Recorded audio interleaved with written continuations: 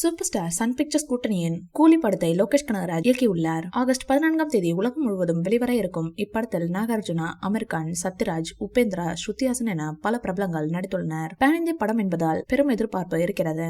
ஆனால் அதை தாண்டி முதல் 1000 கோடி வசூலித்த தமிழ் படம் என்ற பெருமையை தட்டுமா என்ற கேள்வியும் உள்ளது.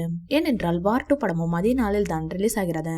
அதனால் கொஞ்சம் அடக்கி வாசிப்போம். ஓவர் பில்டப் கொடுத்து கையை சுட்டுக்கொள்ள தயாரில்லை என சன் பிக்சர்ஸ் முடிவு செய்துவிட்டது.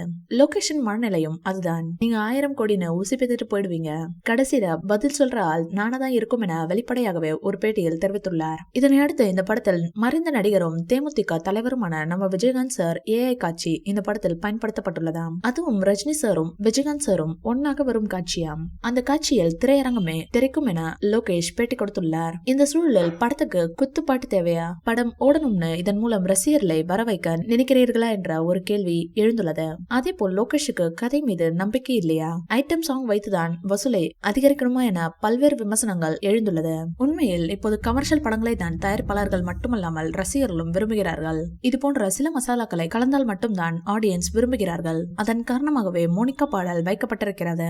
அது மட்டுமின்றி ஜெயிலர் படத்தில் தமன்னாவின் ஆட்டம் பெரும் பிளஸ் ஆக இருந்தது. அதுவும் கூட காரணமாக இருக்கலாம் என விமர்சகர்கள் தெரிவித்துள்ளனர். இந்த வீடியோ பிடிச்சிருந்தா லைக் பண்ணுங்க, ஷேர் பண்ணுங்க, எங்க சேனலை சப்ஸ்கிரைப் பண்ணுங்க.